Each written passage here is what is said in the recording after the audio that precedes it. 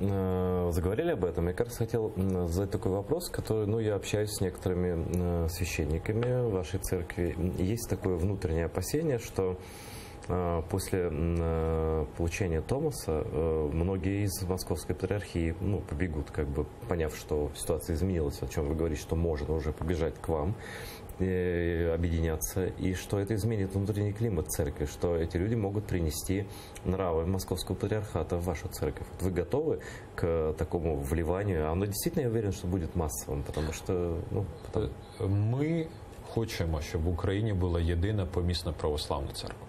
І тому ми маємо бути готові працювати з усіма, кто готовы щиро працювать. Да, вот а какие критерии у вас будут? Вот смотрите, вот есть какой-то священник, да, там, ну, отец Иоанн, там, условный, который всю жизнь служил в РПЦ, в УПЦ Московского Патриархата. Он приходит, говорит, я все понял, я за единую церковь нашу, но вы знаете, что он был против Майдана, что он всегда поддерживал Россию и так далее. Не получится так, что эти люди внедрятся в эту поместную церковь, как такие агенты влияния Москвы, будучи уже вашей частью?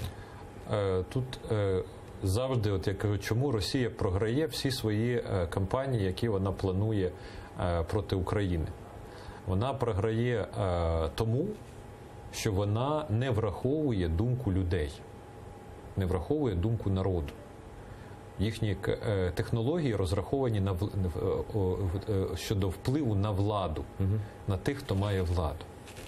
Гарантією того, що українська церква буде зберігати свою українську ідентичність, є в першу чергу віруючий народ. Тому що за ці майже 30 років, скільки існує Київський патріархат в нинішньому його вигляді, було багато зрадників. І автокефальна церква в 90-му році починалася з того, що багато таких агентів було туди спрямовано, тому що рух за автокефалію розпочався спонтанно. Миряни, священники почали вимагати цього. І Москва побачила, що це неможливо подолати, тоді треба очолити. І найяскравіший приклад – це Антоній Масендич, який влітку 90-го року приїжджає, уродженець Галичини, але служив в Росії на той час. Він, як архімандрит, приїжджає сюди, і за півроку він стає керуючим справами автокефальної церкви, і фактично очолює цю церкву. І він себе виявив як явний агент, тому що коли йому не вдалося стати патріархом після смерті патріарха Мстислава, він втік в Москву, і там особисто патріарх Алексій його заново рукоположив, зробив його барнаульським єпископом. Але я до чого це веду? Такі відійшли. Церква очистилася і продовжила далі свою працю. І тому ми не можемо... Це те саме, що сказати, ми будемо вважати українськими громадянами тільки тих, хто публічно виявляє свій патріотизм.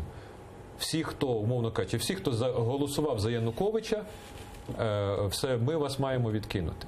Чи всіх, хто там не відповідає якимось критеріям нашим, має відкинути. Це шлях до встановлення тоталітарного суспільства. Так, кожна революція, яка йшла цим шляхом, вона зазнавала поразки. Тому що спочатку починали боротися з ворогами, а потім, коли вороги закінчувалися, починали боротися одне з одним, бачаючи одне в одному ворогів. Від Великої Французької революції і аж до недавніх подій. Ну, дай Бог, владик, щоб у вас вийшло. Ну і зрештою, не треба забувати, що главою церкви є Бог.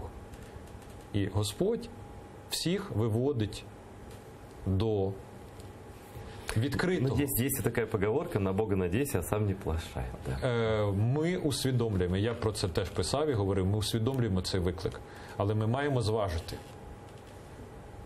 що важливіше – об'єднати церкву і через це об'єднати суспільство. Чи взятися за те, щоб фільтрувати, люструвати і так далі, і так далі. Бо це приведе тільки до більшого хаосу і більшого непорозуміння. Я думаю, що з часом, так само як і Україна, от коли в 91-му році Україна стала незалежною, що мали робити? Викинути всіх комуністів? Непонятно, що ви говорите, да.